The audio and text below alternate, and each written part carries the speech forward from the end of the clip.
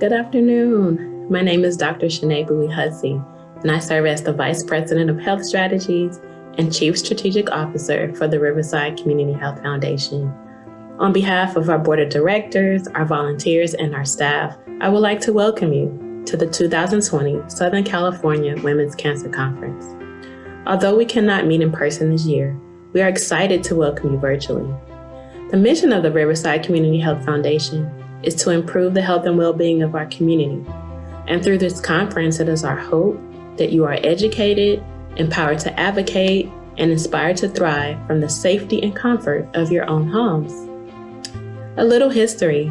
In 2006, the Riverside Community Health Foundation gave a seed grant to start an initiative that offered free diagnostic services to uninsured, underinsured, and disadvantaged women who were under 40. Shortly thereafter, a group of breast cancer survivors gathered together to reflect on what would have made their cancer journeys a little easier. From that brainstorm, the Pink Ribbon Place, Riverside's first breast cancer center, was born. Today, the Pink Ribbon Place, which is a program of the Riverside Community Health Foundation, is so proud to continue to be client-driven and to offer cancer support services to individuals and families impacted by all cancers. It doesn't matter the cancer type. Through our Resource Center, you and your loved ones can receive no-cost support services that you need to help navigate you through the cancer journey. This includes individual and family counseling, support groups, education, strength rebuilding classes, client navigation, and products. These products include hats, scarves, wigs, prosthesis, bras, face masks, and hand sanitizer, and much more than that. Think about it. As women, the matriarchs and caretakers of our families and communities, we often take on far more than we should. But we keep going, and sometimes we forget that we need to focus on ourselves and our own well-being. Why? Because many times, even when we're diagnosed with chronic disease, it hurts more for us to see the people that we love suffer than it is to suffer alone and in silence. Well, today is about you. To care for others, we must first care for ourselves, and today is about caring for yourself. Whether you're attending today as someone newly diagnosed, as a long-term survivor, as a support person, or as a professional caretaker, we hope you find what you need to educate yourself, advocate for yourself and your loved ones, and most of all, thrive. Welcome to the 2020 Southern California Women's Cancer Conference.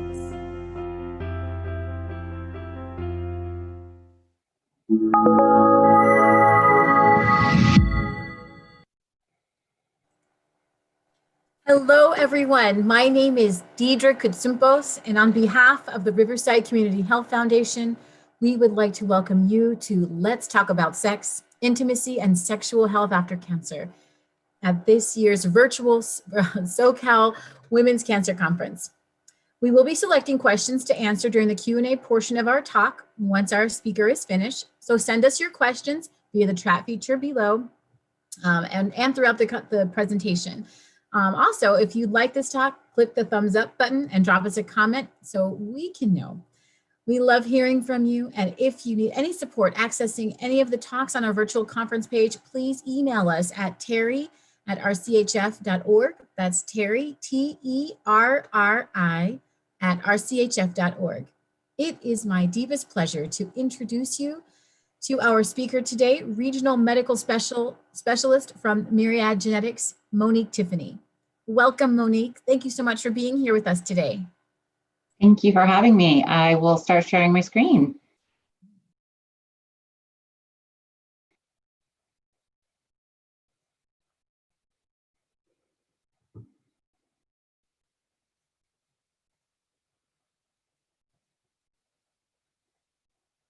All right, I think everything is up and hopefully everyone can see everything. Like she said, my name is Monique Tiffany, and I am a regional medical specialist working for Myriad Genetics. And a big part of my job is working with oncologists and surgeons who are helping patients with cancer. And so, through that, I have a lot of experience and a lot of time that I spend with your providers. But I'm also a 19-year breast cancer survivor and a BRCA1 mutation carrier. So I had a hereditary type of breast cancer when I was 31. And this talk in particular takes me away from my normal job at Myriad and lets me to really explore some of the other things that we are dealing with as cancer patients and cancer survivors. And so I'm really, really thankful to be with you here today. So some of the objectives today that we're going to talk about are really just helping you to define and letting us discuss some of the effects that cancer has on intimacy, our sexuality, as well as our body image. These are different things, but they are very much interwoven with each other. We're going to identify some factors and some things to be kind of considering as we're thinking about how cancer has affected us in these ways. We'll learn how to communicate with our healthcare providers, hopefully, and then also our partners and future partners. We'll be exploring resources, some treatment options, different ways to cope with some of the things that come up when we're talking about intimacy, sexuality, and body image after cancer. When we think about intimacy specifically, this really means a lot of different things. And really what it boils down to is maintaining and experiencing relationships. So this has a big, has a lot to do with our cognitive or our intellectual side, really us being able to express our thoughts, being able to enjoy things, having those similarities with other people. And it's also something that has to do with our experience, really just a purposeful involvement with others and projects or interests. It has an emotional aspect of it, really, lending that time to share our feelings, to be empathizing. And then it also has another component that's more sexual. So this is more of our sensual involvement. And this can be with or without sex. When we think about intimacy as a kind of a big center of focus, there are a lot of different aspects that are affecting our intimacy.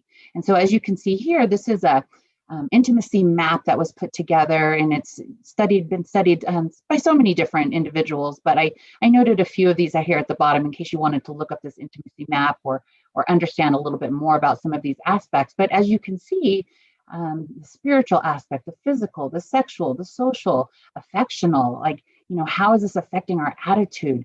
How is it affecting us emotionally? There are so many different aspects that play a part in our intimacy. So when we think about intimacy, a lot of times where our mind goes straight to sex, but it really is more than just sex. People need to feel a closeness. We need to feel that connection with others, whether it's through a hug or a kiss or holding one another. And women especially need to feel intimacy. And it often comes from this place of feeling connected or feeling loved or even feeling like a whole person. So this can include that physical and those sexual relationships. It definitely includes those emotional and intellectual connections, and then also our social interactions. The thing about cancer is that it can often disrupt so many of those feelings. We can start to feel disconnected, and that can be sexually or physically, from our partners. We can feel disconnected emotionally from our other loved ones. And then there's also this disconnect that can happen between our friends or our coworkers, and really affects some of our social interactions. I remember when I was going through my cancer treatment, one of the ways that that really it affected me was the fact that I didn't want to hang out with my friends. I didn't want people to come over and see me sick, and so that was a big distraction, and it wasn't good for me at that time. That was the time that my friends needed to be involved in my life. And so having those disconnects can really just leave you feeling isolated and alone. And certainly no one benefits from going through cancer alone. The World Health Organization, or WHO, you might have heard of this before, has some definitions. And when they're talking about sexuality, they consider that the integration, somatic, emotional, intellectual, and social aspects of sexual being that are positively enriching and enhance personality, communication, and love. That's a mouthful. That's a lot of things that are really tied up in our sexuality. When you think about that, enriching and enhancing our personality. So this actually has an effect on who we are and who we show to the world. It has a big effect on our communication with others, whether that's good communication, whether that's withholding communication, and then also how we love others, how we love ourselves. They also go on to define sexual health as being a state of physical, emotional, mental, and social well-being in relationship to our sexuality. It's not just merely the absence of disease or dysfunction.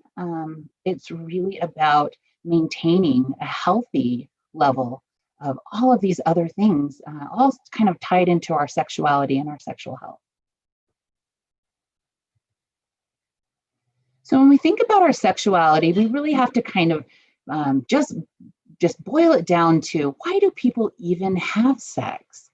There are lots of reasons. One of the most important reasons is pleasure, whether that's alone or with our partner. And then intimacy and bonding. Obviously, when I talked about how women think of intimacy a little bit differently, this has a lot to do with this feeling of closeness that we as women want, or this feeling of connection. And so having sex can help us to bond and to create those feelings of connection and closeness. Procreation's obviously a big one. We have got to have sex if we're going to, have a family or some sort of that process. And then also it can be a great stress relief. And so, at the end of a hard day, maybe just being close with your partner and having that as a stress relief is an important part of keeping that bonding and that intimacy, but also providing you pleasure. And at the same time, relieving a little of the daily stress. We know that the satisfaction of sex can be affected by so many different things. Our relationship status can be a big one. Whether or not we, are getting along with our partner at that time makes a big difference in how we feel about our sexual interactions with them. Our previous experiences with sex can be a big modifier, because if you had a poor sexual relationship in the past, but now you're having one that's a little bit better, it can seem great. And vice versa. If you've had something that was great in the past, but now maybe this new relationship isn't quite meeting the needs that you had met in the past, it can seem like a really poor experience.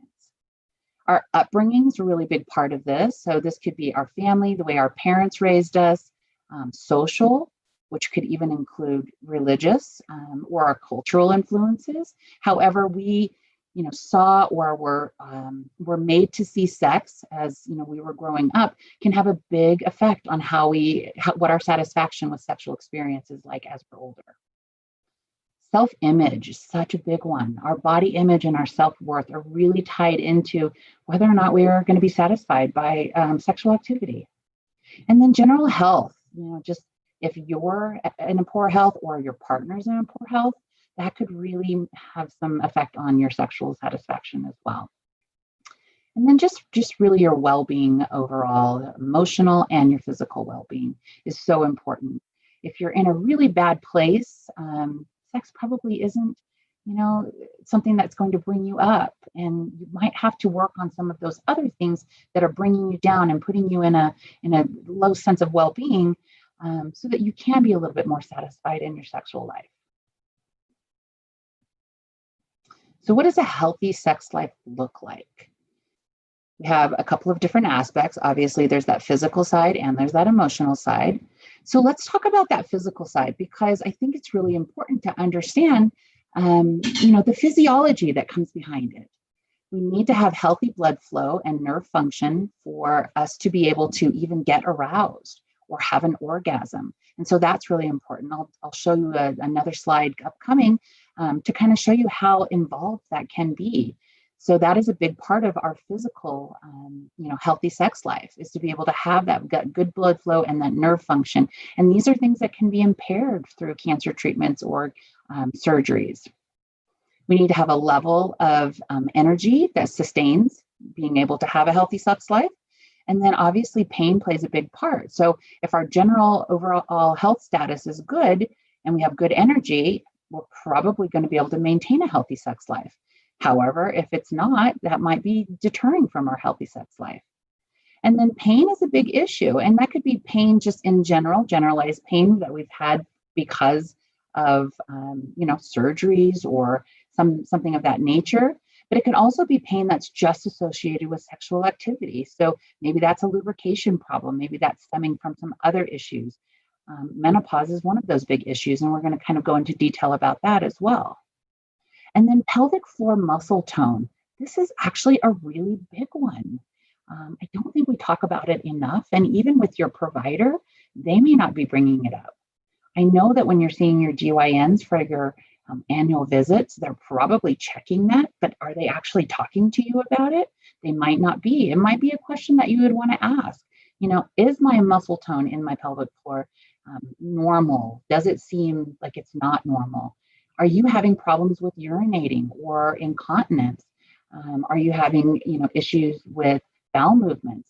All of that could be related to poor muscle tone, and that might be the first sign, or it might be one of the sort of latter signs of this, that things have gotten really out of control in that area. And then, there are some surgical procedures. There are also some exercises. There are therapists that can help you to regain that muscle tone. So all hope is not lost. And so it's just important to keep in mind that there are all of these things playing a part in our physical, healthy sex life. As far as the emotional side, when we trust our partners and ourselves, we have that sense of safety and security. That's going to help us to promote a healthy sex life. If our self-worth is poor, we might not be, wanting to engage in sexual activity. It may really be taking away from our healthy sex life. And then attraction, whether we're, attracted to our partner, and as well as our own attractiveness. How do we feel about the way that we look? Do we feel attractive? That can play a really big part in whether or not our sexual lives are going to be a healthy one.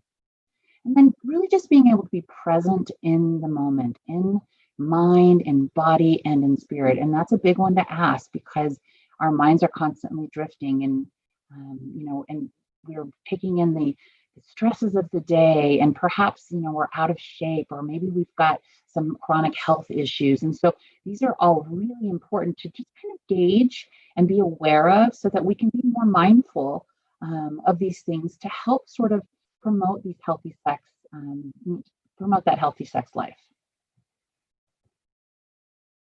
So this particular model here is really the female sexual response cycle. And what this tells us is that our stimuli and our responses are very, very different as females than they would be for a male. And so it's more of a circuitous kind of manner. And for this, you can tell, there are some outside stimuli that are really important, whether they're biological or physiological or psychological. Our emotional intimacy is playing a big part.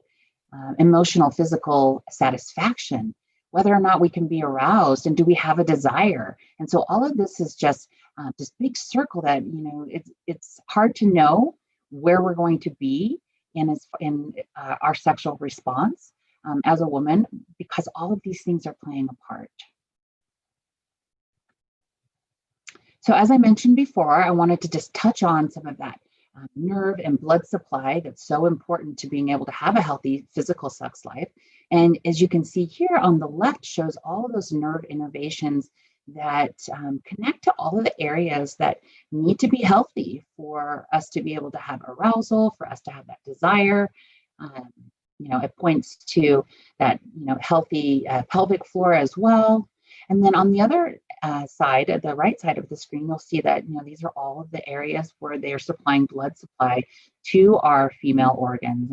And this is really, really necessary for us to be able to maintain health and for a healthy sex life as well. Cancer can really disrupt a lot of these things. And this big circle here just really kind of shows how, depending on where it starts, because it could start in any one of these places, whether it's lack of interest that's now leading to a decrease in desire that is affecting our blood flow to these areas that's, now causing some numb senses. Maybe this is, ending up being an issue with lubrication. And then now we've got painful sex. And so that just kind of is this vicious circle where it leads us back to this lack of interest, or, lack of being able to have, the right blood flow, or to, even be able to enjoy sex or have an arousal or be able to have an orgasm. So it's just this big vicious circle. And we've got to be really cognizant of where, our issues are stemming from, so that we can treat all of these things and be able to get ourselves on a good track. We're going to kind of move into body image, because this has such a big effect on how we feel about our own sexuality. And, when we have an unhealthy body image, that's when we're not thinking very nice thoughts about ourselves. We feel like maybe our bodies are unsightly. We can even kind of feel like we're disgusting. Having gone through cancer treatment can make you feel that way. Our bodies are often surgically altered. That can cause issues. Sometimes just the medications that we're on can cause these altered body image to happen. So many things, but ultimately, none of those things are good for us in the long run. Our body image is really about our attitude towards our own body. So it's how we see ourselves, how we think, how we feel about the way we look, and how we think others perceive us. Our body image can be influenced by our own beliefs, or our attitudes can also be influenced by those in society. When we see these super skinny, great figured women that are all over the cover of magazines, that can make us feel a little less than, and we shouldn't feel that way. That's something that's going on in the media, and it's unfortunate that those are just not reality. That is not a real person that you're seeing in most of those magazines, as far as across the board. All of us are different. We need to embrace those differences, and we need to be happy with the person that we are. A poor body image is really bad for our health. It's incredibly time consuming, and really it doesn't get us anywhere. It's easier said than done, though. Being healthy in our own body image is, really being able to be comfortable in our own skin and being happy most of the time. And I will highlight that most of the time. None of us feels happy about our body image or our sensuality or our sexuality all the time. And that's okay. But having the majority of the time feeling pretty good when we look in the mirror after we've put ourselves together, and we can say, I look pretty good today. That's good. That's a good, healthy body image. And it's important that we like the way that we look, and that we like who we are on the inside and on the outside. The effects of altered body image can lead to a lot of other issues. A decrease in that sexual cycle that I showed the cycle. And then, desire, arousal, orgasm can all be affected by this. If we don't feel good about the way we look, we are less likely to be vulnerable and open. And so that can kind of diminish, our desire and our arousal. We can also develop insecurities, which can lead to that lack of confidence. So this goes back to not just about sexuality, but also in the way that we connect with others, the way that we have, friendships, or the way that we socialize with others. Who are we when we walk out into, a public space? Who are we when we walk into our job? How do we feel? Is our altered body image causing us to retreat and not be the confident person that we could be? It certainly could be. It can also hinder relationships. And like I mentioned, even in your career, if you're not feeling good about who you are on the inside and the outside, this can be hindering you from progressing in your career, or, hitting those goals that you want to hit, because it's not giving you the confidence and the level of security that you would need to continue to achieve goals and to move forward. And it can really be a deterrent. It can cause psychological distress, and that can lead us to feeling sort of desperate and alone, and that's not a good place for us to be either. So how do we cope with these body issues? We need to figure out some strategies. But first of all, I think it's really important to recognize that, as cancer survivors, many times we've lost something, whether we've lost a breast, whether you've lost your ovaries, perhaps you've had a colectomy. There are things that have been lost in the battle with cancer. And these are real losses, and we need to be able to mourn those losses. It's okay to grieve. I remember when I had to have my ovaries out due to my high risk of ovarian cancer. That was associated with a genetic mutation, a hereditary type of cancer. And I knew that they had to come out, and I knew, and I was done with my childbearing years. I had had my third child at the age of 27, and here I was 32 years old. I had already pretty much decided I wasn't going to have any more children, but I wasn't prepared for the realization that that was now taken away from me. And so that was certainly a grieving process for me. And I certainly did feel like I was mourning a loss. We need to try to focus on ways that coping with cancer has made us stronger. I am not one of those people that likes to say, what doesn't kill us makes us stronger, because I think that's a terrible thing to think of. But I can tell you that when we are challenged, we do become stronger. And just as a broken bone, can become stronger over time, so can we. We are not broken. We can be repaired. And these experiences can really change us for the better if we think about some of the more positive ways that we can cope with them. And so one thing that I would consider is I wasn't a nurse before I went through my cancer diagnosis and my cancer treatment. Having a diagnosis like that made me so interested and so compelled to do something that was of purpose, that I can't at this time even look back on my cancer diagnosis and really regret anything. It's made me who I am today. We have to find ways that, if our body has been changed, that we can look at some new ways to deal with that. So these changes can come from any of the treatments that we go through. That includes radiation. Perhaps we need some, more advanced skincare for those areas. And those are things that can last for a very long time, discoloration. They can also just be acute. So just happening during the time that we've gone through that radiation. So thinking about those ways to treat those areas and talking to our doctors about that is really important. Something just as simple as a new haircut or getting your hair colored. I remember the very first time I went in for my haircut after my hair grew back after chemotherapy. And I had never been a blonde, but I thought, well, if any time is the time to do it, now it is. Well, my hair is short and it's ready, it's virgin hair, and it's time to look for a new look. And I, although I went back to being a brunette, it was fun for a little while to be a blonde. And I have a daughter who's currently going through cancer treatment as well. And she's really having fun playing with all the different colors of hair, which is so common in our youth today anyhow. And even in us, some of us older ladies, we like to get a little color in our hair. But, she's tried the salmon color and the pink, and now she'll be doing indigo the next time. But, doing something that just makes you feel a little bit flirty and a little sassy and a little bit more fun can really help lift your spirits. And so I really do recommend, just thinking outside the box and thinking about some ways that, you can lift up that and lift your spirits in that way.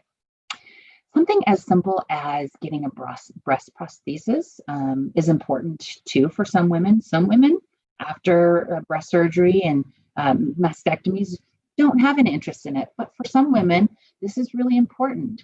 Make sure that you get one that fits you well so that you feel good in your own skin as well as with your prosthesis. And so you don't want to, feel like you're more uncomfortable and it's a burden to be wearing that. If it's something that makes you feel more whole, take the time to make sure that you get something that fits you well. One thing that people don't realize too is that a lot of times insurance will pay for a new prosthesis every other year. And so don't feel like you have to continue to wear the same old one 10 years, 20 years down the road. I actually had a patient many, many years ago when I worked in a breast center who was in her 80s, and she had had mastectomies 20 years prior to that. She was still wearing the same prosthesis because she didn't know she could get a new one. And She had lost so much weight from 20 years before. Her body was completely different. It wasn't fitting to the contour of her body. It's so important that you keep up on those types of things so that you can feel better and be more comfortable.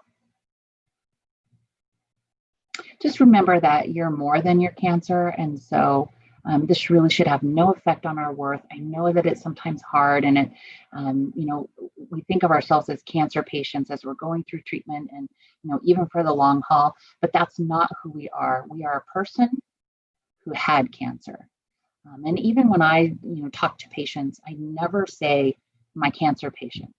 I always say my patient who has had breast cancer, because it's something that you had. It's not who you are.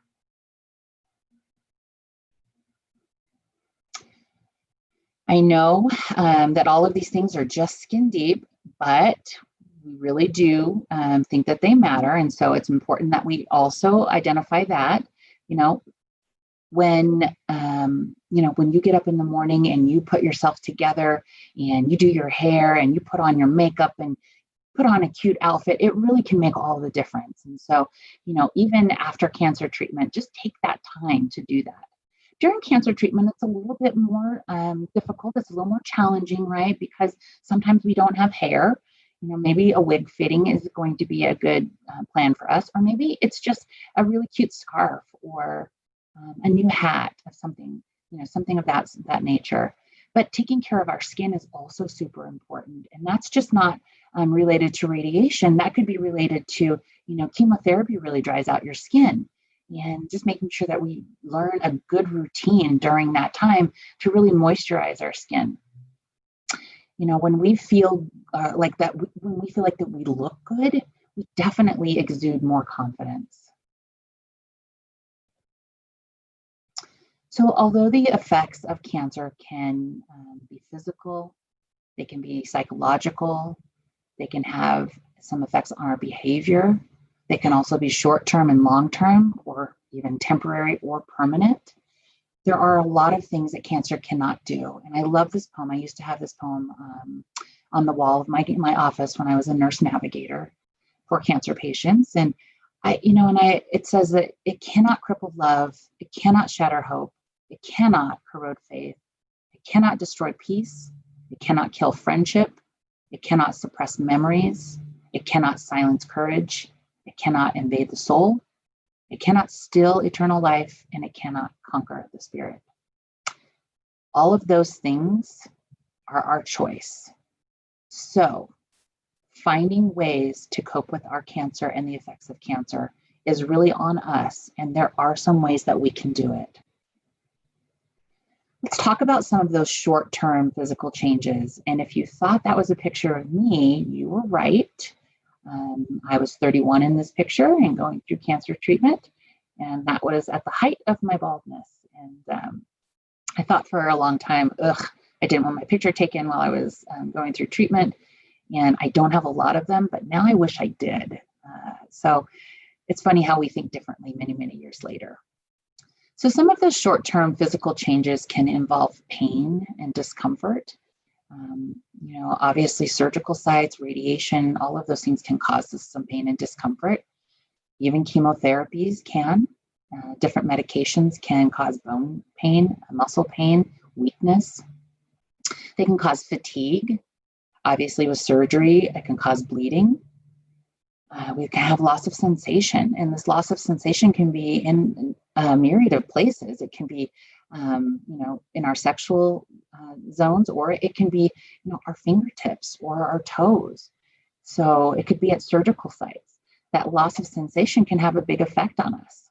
After reconstruction surgery, I found that I really don't have any sensation in either my breasts or in my abdominal area.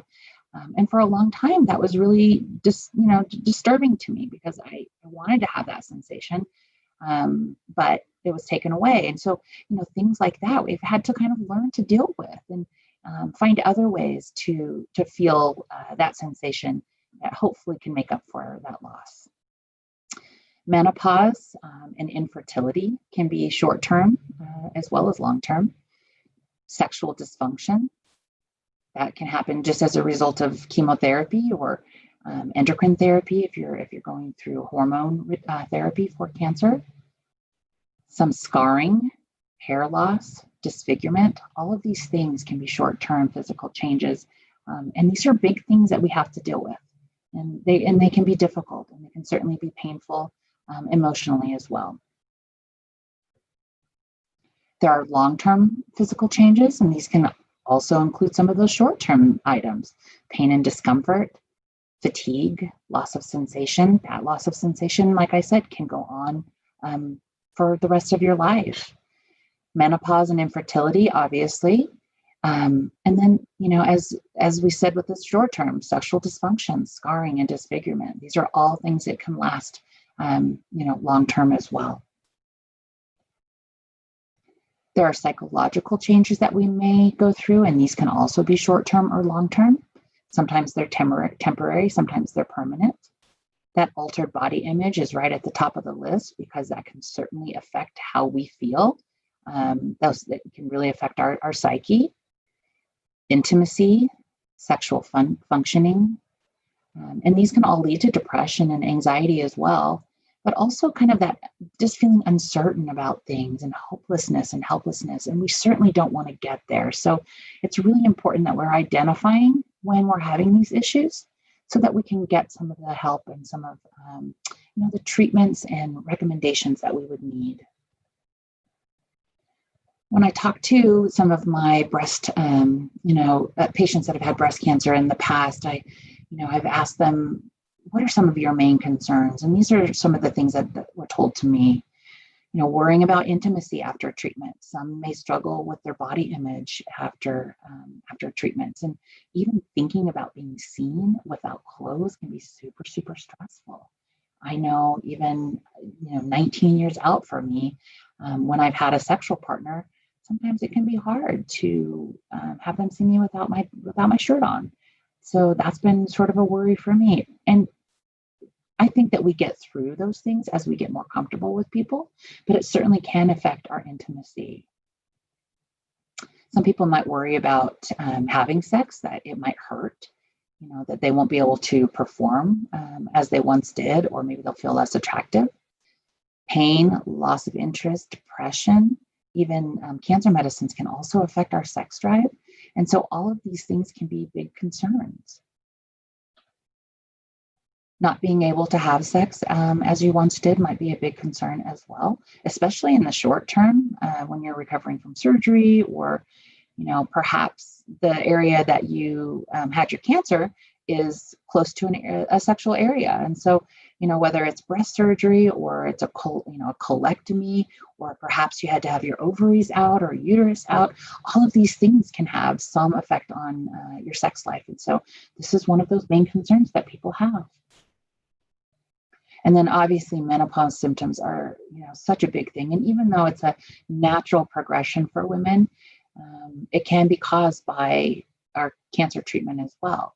And this can include things like hot flashes, dryness, tightness in the vaginal area, and then other problems that can affect our desire to even have sex.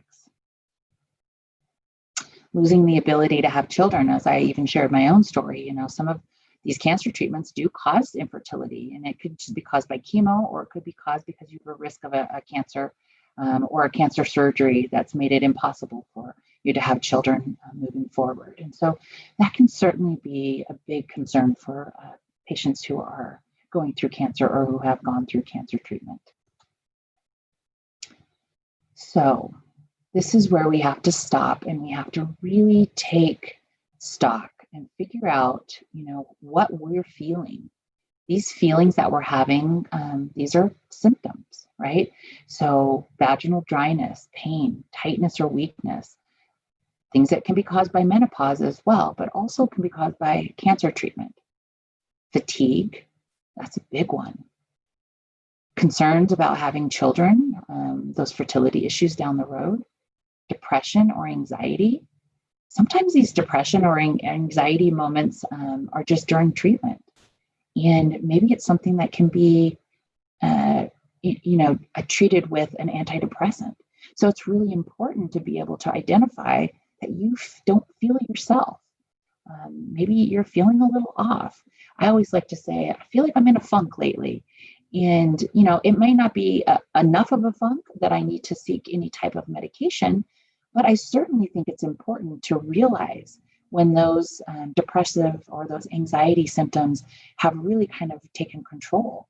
I had a patient at one point who was really feeling the effects of just being depressed. It was during her chemotherapy treatment.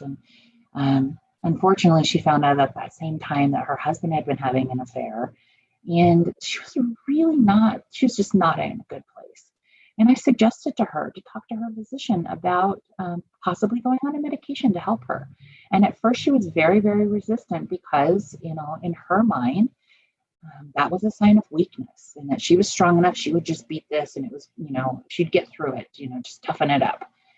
After several weeks of going through these feelings and, coming back and talking to me about it again, I just really, really encouraged her until she finally did go seek some medical treatment for this.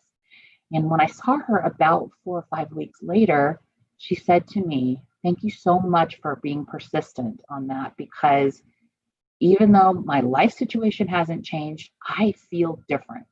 And it didn't mean that she was going to need to be on that medication for the rest of her life. But for the meantime, it was really helpful in helping her get through a tough situation. Sexual dysfunction or loss of desire, that's definitely a symptom. If you were a sexually active person before and now you just don't feel like it, maybe that's because of your cancer treatment, and maybe there's something that you can do to change that situation. We'll talk a little bit more about those things as well. Stress on your relationships, in your marriage can be a big one. Body image and self-esteem issues that we've already walked through. Lingering pain, muscle weakness, weight gain or weight loss can be an issue. Incontinence, like I talked about, sometimes incontinence actually needs to have, something surgically performed. So I can tell you that many, many years later, after having had a hysterectomy and, after having 3 children before that time frame, I was having some issues with, not being able to sneeze without crossing my legs. And for years, I just sort of went through the, this is how it is. This is how it's going to be.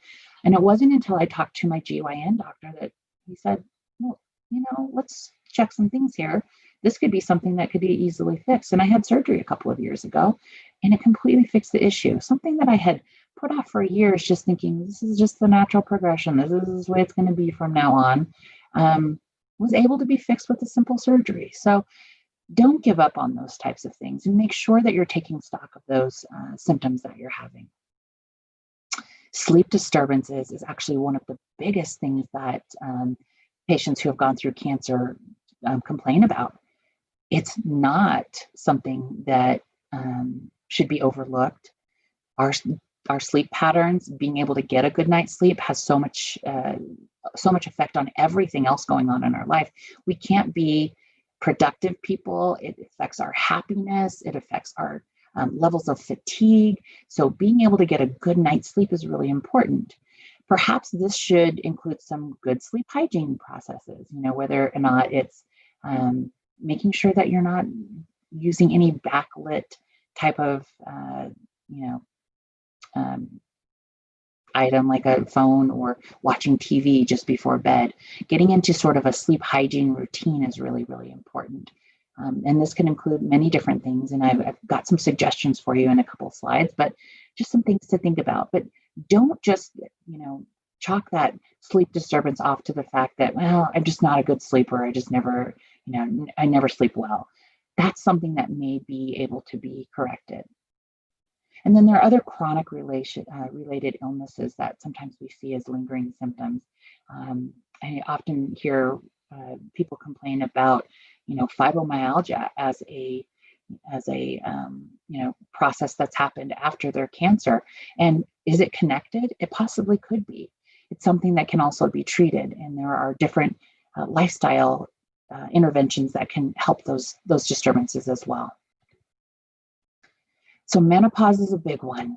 This can be caused from cancer treatment, obviously, or it could be the natural progression. So it's important that we talk about it. But all of these symptoms, and I won't go through every single one because we've talked about some of these already, are a big part of menopause. They're also a part of what we see with treatments for cancer. Fatigue, like I mentioned before, one of the most common things that we see, and this is consistent across all cancer types. In fact, the American Society of Clinical Oncology Guidelines actually has a statement that says all patients should continue to be asked or report their fatigue levels. This is ongoing through survivorship.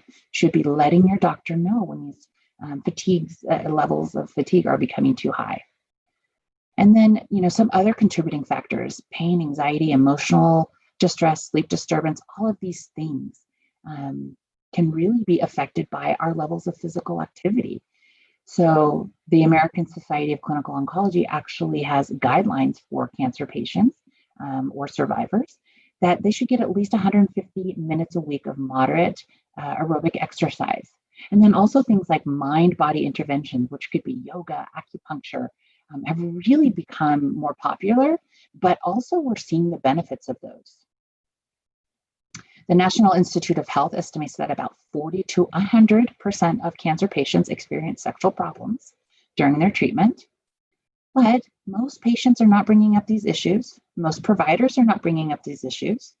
And even though we'll talk about just about anything else, these things are not coming up in those conversations.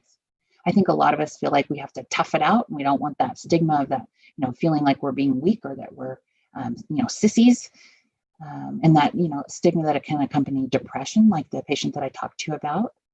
And then sometimes we might feel like maybe we're the only one who feels this way. Well, that's not the case because a lot of us are feeling this way. Otherwise, all of these studies would not be going on. And 40 to 100% of patients, are having these related problems. So in the wise words of Stevie Wonder, if you don't ask, you don't get. So it's important that, you start that discussion. And I'm a little biased because I'm a nurse, but I think nurses are a great way to open that door, and they can help you get to the right, get the right referral for the right professional to enter into your life and help you with those issues. But you have to know what to ask for, right? So sometimes that could be treatment, support, referral. Perhaps it's medication, like the patient that I talked to you about. Maybe it's something, with weight loss, or weight gain, and you need a support group, or perhaps a surgery to help you kind of get into a better place with your BMI so that you can start to feel better and not have all of those other chronic issues that can be related to that. Many people who have had cancer treatment find themselves in a situation where they're overweight later in life.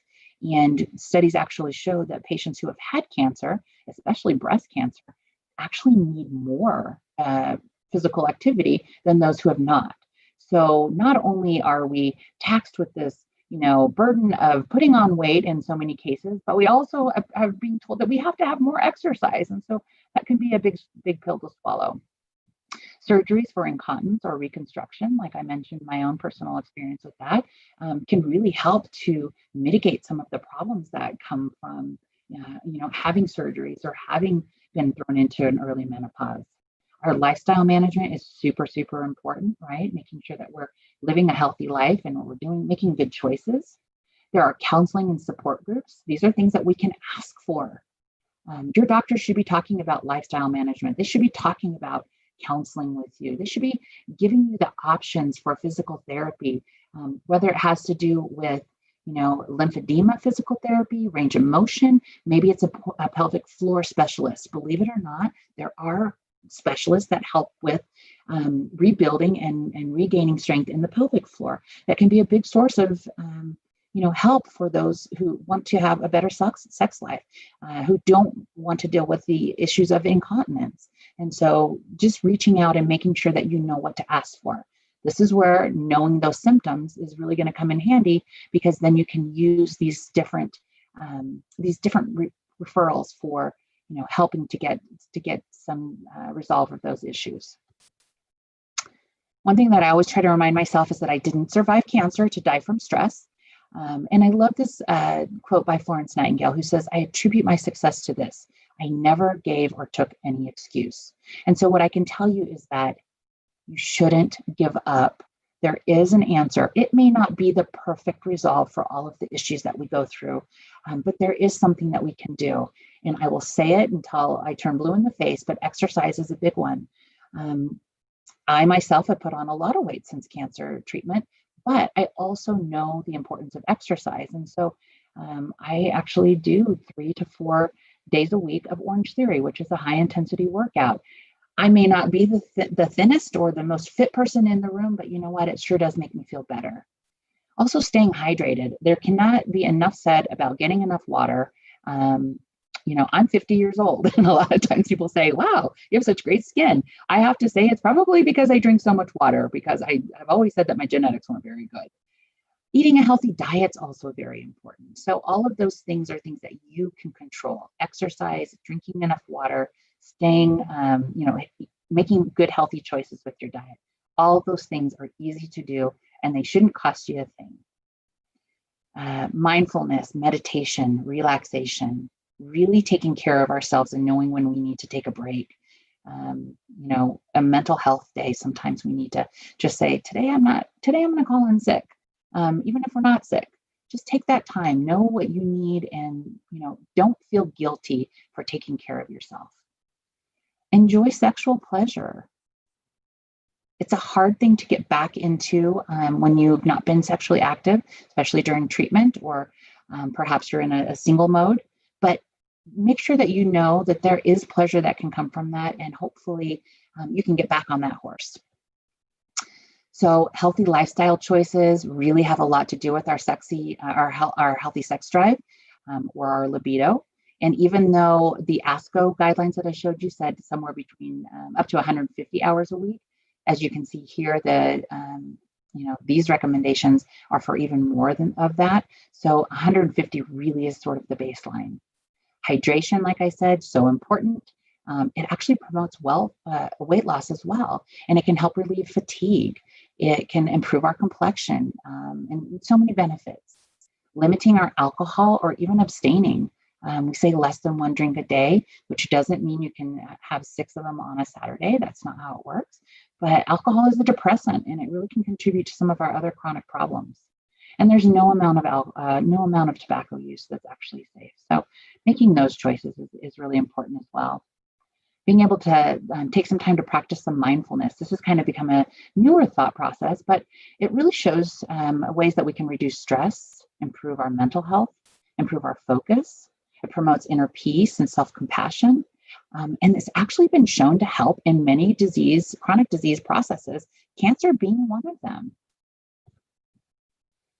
Some of the ways that we can practice this are through yoga or Tai Chi, meditation, even journaling. So it's some really easy ways that maybe aren't even focused on the physical part, but really just getting in your own mind, figuring out ways that you can relax. We need to communicate with our partners better. There really is a difference between a non-supportive partner or a partner who's suffering. So even though we can be suffering, we need to take that into consideration. Our partners may be confused about, when to reinitiate intimate relationships. They might be looking for us to tell them when that's okay. They may also feel guilty for having, sexual needs that they're wanting from us. And, we need to let them know that they don't need to feel guilty for that. There may be some disappointment about your loss, body, your intimacy loss, their sensual, even that sexual desire. Just having your partner know that you no longer have a sexual desire can be really disappointing for them, and not something that they can control. So just know that grieving is really, common in our partners as well, because they've also lost something.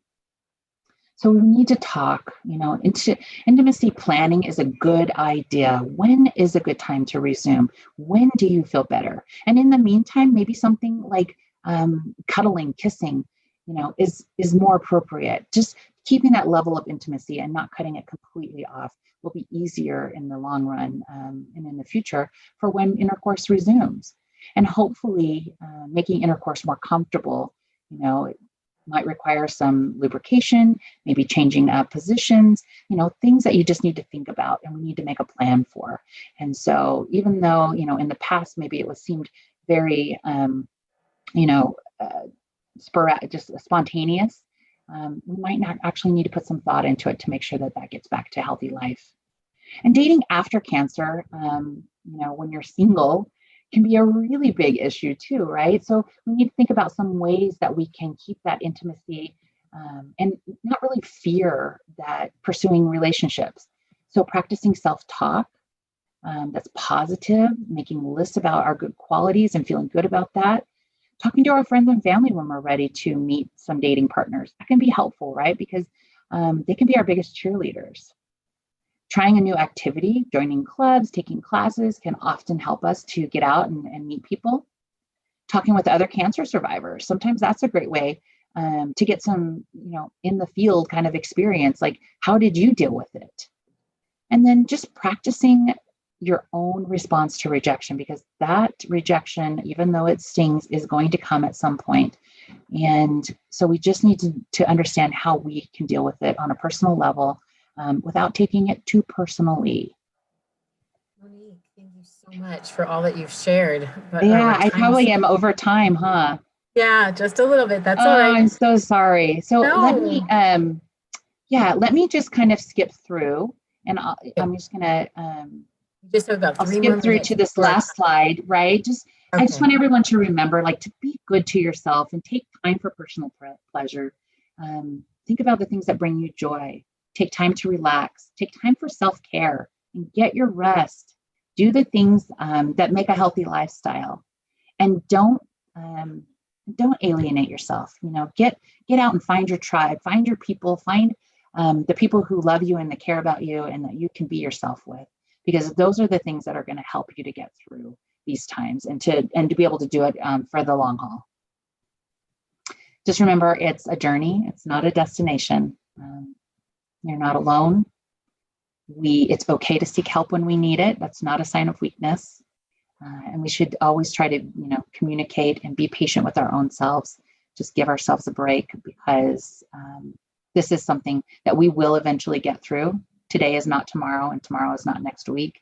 And little by little, we can work through these issues. Thank you so much, Monique. That was such an informative presentation, and I'm really, really excited that we're able to share this with our participants today. We do have time for one question, and the question that's come from one of our participants is, should we ask our doctors about checking our hormone levels? Is that something that that we should do when thinking about re-entering into this field? Yeah, it certainly doesn't hurt to get those hormone levels checked. If you know you're in menopause, then obviously you're going to be lacking in estrogen. You'll see the signs of it, right? So the signs are pretty clear, and it's okay to ask for estrogen therapy in many, many cases. So talk to your doctor about when that's right for you. Even some cases of breast cancer, some patients can actually have some estrogen replacement therapy. It's few and far between, because we obviously don't want to increase any risks of cancer, and estrogen can do that. But for those patients who are having a poor quality of life, there are some resources, there are some things that you can try. And so certainly talking to your doctor about hormone levels, even just getting a baseline, maybe that's a good place to start. Thank you so much, Monique, for that. And for all of the incredible information you shared with us today during this presentation. And thank you so much for the audience who's watching and for joining us. Please feel free to check out our on-demand sessions, our Author's Corner, the survival testimonials, all our resources via the links above. This talk is going to be added to our on-demand section, so you can watch it again or share it with friends and family. Registration will continue to be open until Saturday morning, so be sure to share this virtual conference with others. If you want to know more about the Pink Ribbon Place or our no-cost services, be sure to follow us on Facebook and Instagram at the Pink Ribbon Place, or visit our website at pink.rchf.org. And at the end of the conference, watch out for a survey emailed to you where you can let us know what we did, how we did, and have the opportunity to win some fabulous prizes. Our next live session is Eating Well During and After Cancer Treatment, which will be available to watch live tomorrow at 3 p.m. Please join us. To watch our talk and see what's coming next, visit the schedule link above. All right, again, thank you so much for joining us. And thank you so much again, Monique, to you personally. Bye-bye, everybody. Thank you for joining us.